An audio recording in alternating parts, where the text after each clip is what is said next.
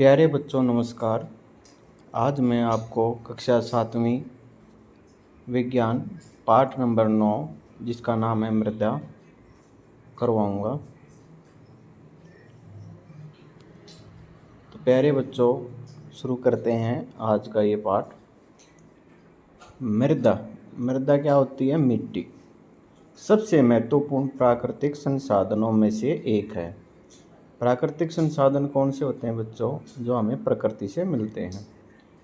यह पादपों की जड़ों को दृढ़ता से थामे रखकर और उन्हें जल और पोषक तत्वों की आपूर्ति करके उनकी वृद्धि में सहायता करती है। आपको पता है कि आपके जो पेड़ होते हैं बेटा, ठीक है, उनकी जड़ें कहाँ होती हैं? ज़मीन के अंदर होती हैं, जिसे हम मृदा कहते हैं। वहीं से ये पानी, खनिज, लवण लेते हैं और ये उसको जीवन प्रदान करते हैं।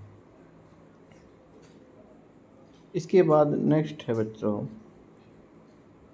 यह है अनेक जीवों का आवास है। इस मिट्टी के अंदर ही बहुत सारे जीव रहते हैं, जैसे सांप है, भाई मेंढक है, ठीक है, और भी छोटे मोटे जीव होते हैं। कृषि के लिए मृदा अनिवार्य है। आपने देखा हुआ खेती करते हैं तो कहाँ करते हैं? मृदा में, मिट्टी में। कृषि हम सभी को भोजन, कपड़ा और आश्रय प्रदान करती है। मृदा हमारे जीवन का एक अभिन्न अंग है। पहली वर्षा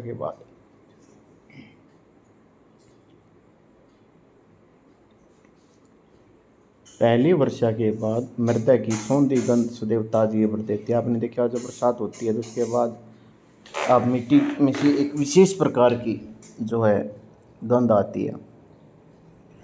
अब है 9.1 मृदा जीवन से भरपूर है। वर्षा ऋतु में एक दिन पहेली और बूझो ने मृदा में से केंचुए को बाहर आते देखा। केंचुआ आपने देखा होगा बेटा, ठीक है, इस तरह का केंचुआ होता है। पहेली ने सोचा कि क्या मृदा के अंदर और भी जीव रहते हैं? आइए हम पता लगाते हैं। क्रियाकलाप 9.1 विभिन्न स्थानों से मृदा के कुछ नमूने एकत्रित कीजिए और उनको ध्यानपूर्वक देखिए। जैसे चित्र 9.1 में दिखाइए, देखो बेटा, ये बच्चे यहाँ पर मिट्टी के नमूने एकत्रित कर रहे हैं।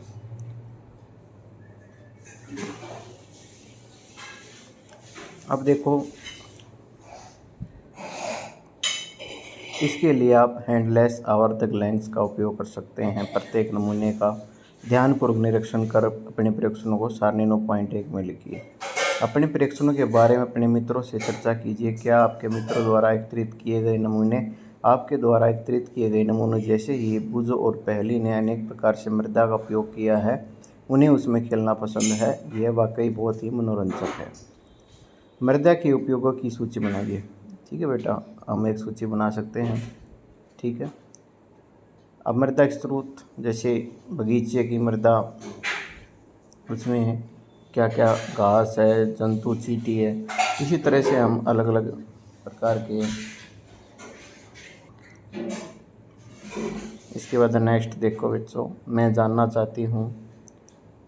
पहली जानना चाहती है कि सड़क के किनारे और बगीचे से एकत्रित किए गए नमूने में मुझे प्लास्टिक की वस्तुओं और पॉलीथीन की थैलियों के कुछ टुकड़े क्यों मिले थे? अब देखो, पॉलीथीन की थैलियाँ और प्लास्टिक मृदा को प्रदूषित करते हैं, यानी उसको ख़राब करते हैं। ये मृदा में रहने वाले जीवों को भी हानि पहुंचाते हैं। इसलिए पॉलीथीन की थैलियों और प्लास्टिक की वस्तुओं के उपयोग पर प्रतिबंध की मांग की जा रही है।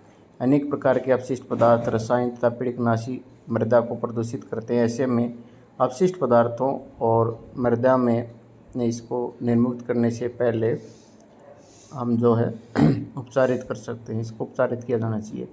कीटनाशी का उपयोग कम से कम किया जाना चाहिए। आपने देखा होगा भाई, खेत में हम स्प्रे करते हैं, बहुत सारे दवाइयाँ छिड़कते हैं, तो उसको हम कहते हैं कीटनाशी। तो प्यारे बच्चों, अब इसके बाद देखो, मैंने हाट बाज़ार में मिट्टी के बने हुए बर्तनों व खिलौनों को देखा है। मृदा परिच्छेदिका, जिसको हम प्रोफाइल कहते हैं। मृदा अनेक परतों की बनी होती है। यह जानने के लिए ये परतें किस प्रकार व्यवस्थित है, यानी किस प्रकार से होती हैं, आप निम्नलिखित क्रियाकलाप करें। फिर क्या करना बच्चों? क्रियाकलाप 9.2 थोड़ी सी मृदा लीजिए, डेलों को अपने हाथ से तोड़कर उनका चूर्ण बनाना। डेले क्या होते हैं? इस तरह से मिट्टी में जो डेले होते हैं उनको हम हाथ से तोड़ देते हैं। अब 3/4 जल से भरा कांच का एक गिलास लीजिए और उसे उसमें मुट्ठी मुट्ठी भर मृदा मिला लीजिए।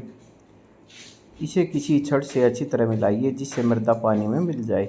अब इसे कुछ देर के लिए ऐसे ही रखा रहने दीजिए। चित्र 9.9 में देखो।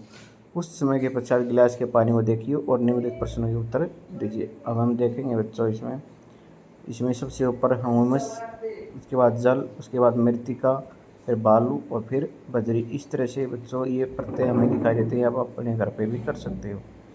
क्या आपको कांच के गिलास में विभिन्न आमाप यानी साइज के कणों की परतें दिखाई देती हैं? इन परतों को दर्शाते हुए एक चित्र बनाइए। क्या जल में कुछ मृत अथवा सड़ी गली पत्तियों के टुकड़े अथवा जंतु अवशेष तैरते दिखाई दे रहे हैं? तो बच्चों अब हम यहाँ से एक प्रश्न निकाल के आते हैं कि भाई मृदा में उपस्थित सड़े गले जैव पदार्थ यानी कि जीवों के जो पदार्थ है उसको हम ह्यूमस कहते हैं। तो एक प्रश्न आपका यहाँ पर ये तैयार हो गया बच्चों।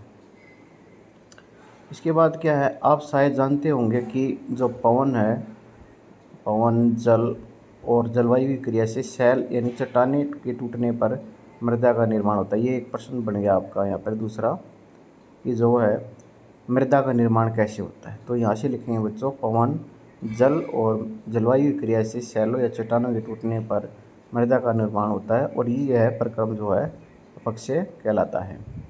इसके बाद जो है भी किसी भी मृदा की जो प्रकृति है उन शैलों पर निर्भर करती है जिससे इसका निर्माण होता है और यह उन वनस्पतियों की किस्मों पर भी निर्भर करती है जो इसमें उगती है। ठीक है, अब देखो आगे। अब है बच्चों मृदा परिच्छेदिका। ये देखो मृदा की जो विभिन्न परतों से, ये भी एक क्वेश्चन आपका तैयार हो गया तीसरा। मृदा की विभिन्न परतों से गुजरती हुई ऊर्ध्वकाट यानी कि जो खड़ी काट होती है इसे उसे हम मृदा परिच्छेदिका कहते हैं। प्रत्येक परत स्पर्श यानी कि गठन यानी कैसा है उसका छूने में, रंग, गहराई और रासायनिक संगठन में भिन्न होती हैं। ये प्रत्येक संस्तर स्थितियाँ कहलाती है, जैसे चित्र 9.1 में दिखाया गया है।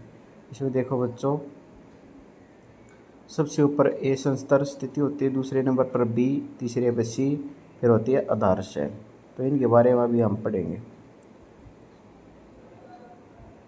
हम सामान्यतः मृदा की सबसे ऊपरी शीर्ष परत को देखते हैं, उसके नीचे वाली परतों को नहीं, यानी कि हमें तो सबसे ऊपर वाली दिखाई देती है।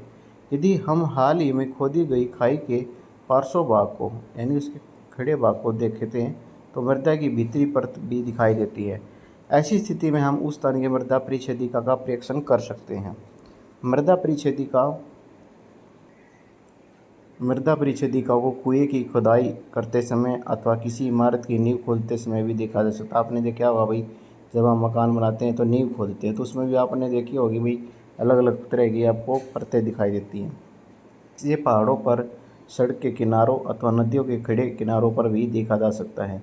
सबसे ऊपर वाली संस्तर स्थिति सामान्य गहरे रंग की होती है क्योंकि यह जो है हुमस और जो है खनिजों से आपकी समृद्ध होती है। हुमस मृदा को उर्वर बनाता है यानी उपजाऊ बनाता है और पादपों को पोषण प्रदान करता है। ये परत सामान्यतः मृदु होती है यानी कि नरम, संरंध्र यानी कि छेद होते हैं इसमें छोटे छोटे, अधिक जल को धारण करने वाली होती है। इसको हम शीर्ष मृदा या ए संस्तर स्थिति कहते हैं। शीर्ष मृदा कर्मी, करतंग, छुछुंदर और भृंगों जैसे अनेक जीवों को आवास प्रदान करती है। पूछ भी लेते हैं कई बार भाई कौन कौन से जीव पाए जाते हैं मृदा की ऊपरी परत में।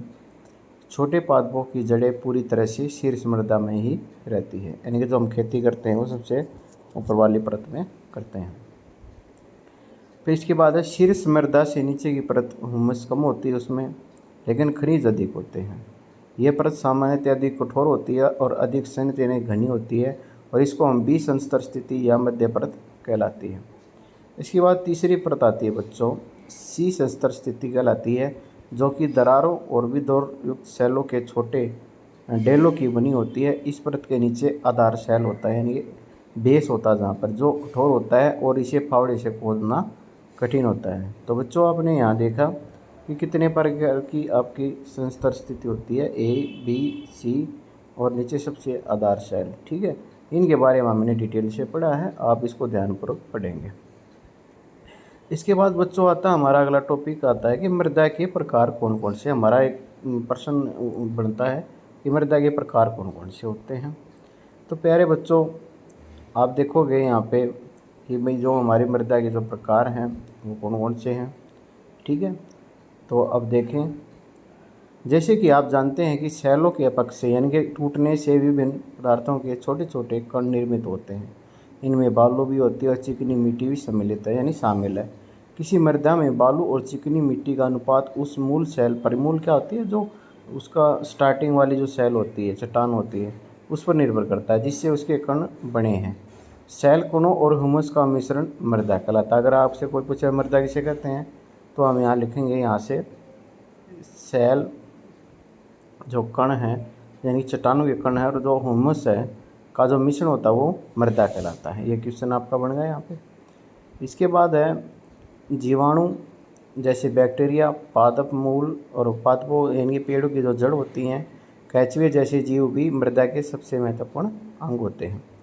मृदा को उसमें पाए जाने वाले विभिन्न आमाप साइज के कणों के अनुपात के आधार पर वर्गीकृत किया जाता है, इनके बांट दिया जाता है कणों के अनुपात के आधार पर। देखो बच्चों, सबसे पहले यदि मृदा में बड़े कणों का अनुपात अधिक होता है तो उसे हम बलुई मृदा कहते हैं। तो ये एक क्वेश्चन आपका बन गया बच्चों। यहाँ पे पहली प्रकार की मृदा है बलुई मृदा। यदि मृदा में बड़े कणों का अनुपात अधिक होता है तो उसे हम बलुई मृदा कहते हैं। और यदि बारीक या सूक्ष्म कणों का अनुपात अपेक्षाकृत अधिक होता है तो उसे हम मृणमय मृदा कहते हैं। दूसरी प्रकार की मृदा आ गई हमारी मृणमय मृदा। और यदि बड़े और छोटे कणों की मात्रा लगभग समान होती है तो फिर उसको हम क्या कहते हैं बेटा, उसे हम दोमटी मृदा कहते हैं। अतः मृदा का वर्गीकरण बलुई, दोमटी और मृणमय के रूप में यहाँ करते हैं। यानी कि 3 प्रकार की मृदा हो गई आपकी। पहली जो है बलुई, ठीक है, बलुई, ये देखो बलुई, दूसरी दोमटी, तीसरी मृणमय। इसके बाद बच्चों, मृदा में कणों के आमाप का उसके गुणों पर बहुत महत्वपूर्ण प्रभाव होता है। बालू के कण अपेक्षाकृत बड़े होते हैं, ये आसानी से एक दूसरे से जुड़ नहीं पाते, अतः इनके बीच में काफ़ी रिक्त स्थान होते हैं और ये स्थान वायु से भरे हुए रहते हैं। अतः हम कह सकते हैं कि बालू जो है सुवातित होती है, यानी कि उसके अंदर हवा ज़्यादा आती है। बालू के कणों के बीच के स्थानों में से जल का निकास जो होती है वो तेज़ी से हो जाती है। अतः बलुई मृदा जो है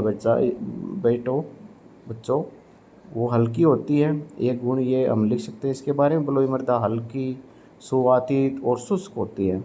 और जो मृत्तिका चिकनी मिट्टी के जो कण होते हैं बहुत छोटे होने के कारण परस्पर जुड़े रहते हैं और उनके बीच में रिक्त स्थान बहुत कम होता है। तो हम ये कहेंगे कि भाई बलुई मृदा के विपरीत इनके कणों के बीच के सूक्ष्म स्थानों में जल रुक जाता है। तो चिकनी मिट्टी में वायु कम होती है लेकिन यह भारी होती है क्योंकि इसमें बलुई मृदा की अपेक्षा अधिक जल रहता है। इसके बाद बच्चों, पादपों को उगाने के लिए सबसे अच्छी शीर्ष मृदा होती है, यानी कि दोमट होती है। दोमट मृदा बालू, चिकनी मिट्टी और गाद नामक प्रकार कणों का मिश्रण होते हैं। अगर आपसे पूछा भाई दोमट मृदा किस चीज़ का मिश्रण होता है, बालू, चिकनी मिट्टी और गाद, ठीक है। गाद जो है वो नदी तलों आधारों में निक्षेप के रूप में पाई जाती है। गाद कणों का जो अमाप होता है वो बालू और चिकनी मिट्टी के अमापों के बीच का होता है। इस प्रकार की मृदा में पादपों की वृद्धि के लिए उचित मात्रा में जल धारण की क्षमता होती है। अब बच्चों हम पढ़ें क्रियाकलाप, ठीक है। मृणमय, दोमटी और बलुई मृदा के नमूने एकत्रित कीजिए।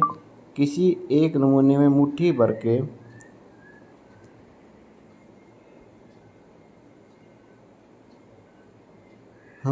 के जो है मृदा लीजिए। इसमें से कंकड़, पत्थर और जो घास के तिनके आदि को निकाल लीजिए। अब इसे में बूंद बूंद करके जल डालकर इसे गूंद लीजिए, यानी कि उसको आपने गूंथना, जैसे आटे को गूंथते हैं। केवल इतना जल डालें कि इसमें मृदा का गोला बनाया जा सके। अब देखेंगे बेटा, जैसे चित्र में देखो आप, ये इस प्रकार से इसको कर सकते हो, ठीक है। चित्र 9.4b में, लेकिन ध्यान रहे कि यह चिपचिपा नहीं होना चाहिए। मृदा से गोला बनाने का प्रयास करें। किसी समतल सतह पर इस गोले को एक बेलन के रूप में बेल ले। बेलन बना लिया हमने इसको। इस बेलन से छल्ला बनाने का प्रयास कीजिए। देखो छल्ला बना लिया हमने। इस क्रियाकलाप को मृदा के नमूने के साथ दोहराएं। कोई मृदा किस प्रकार की है इसका निर्णय सुधारपूर्वक किया जाए तो उसकी मनचाही आकृति बनाना कितना सुविधाजनक है। मैं जानना चाहता हूँ कि मटका और सुराही बनाने के लिए किस प्रकार की मृदा का उपयोग किया जाना चाहिए। क्या आप बता सकते हैं कि किस प्रकार की मृदा बर्तन, खिलौने और मूर्तियाँ आदि बनाने के लिए सबसे महत्वपूर्ण उपयोग होती है। तो प्यारे बच्चों, आज के लिए हम इतना ही पढ़ेंगे। उम्मीद करता हूँ आपको ये समझ में आ गया होगा। यहाँ पर हमारे जो क्वेश्चन कौन से तैयार हुए हैं, सबसे पहला ह्यूमस मृदा परिच्छेदिका, मृदा के प्रकार। ठीक है अरे बच्चों, आप वीडियो को ध्यान से देखें और आपको ज़रूर समझ में आएगा। ठीक है, अगर आपको वीडियो अच्छी लगी है तो आप वीडियो को लाइक कीजिए, और अगर अभी तक आपने चैनल को सब्सक्राइब नहीं किया है और आप इस तरह की वीडियो को देखना चाहते हैं तो आप मेरे चैनल को सब्सक्राइब कीजिए। ठीक है, मेरे चैनल का नाम है खेल खेल में साइंस। ठीक है बच्चों, खेल खेल में साइंस। ठीक है बच्चों, आप इस पर जो है यूट्यूब पर आप इसको सब्सक्राइब करें। आपका वीडियो देखने के लिए बहुत बहुत धन्यवाद।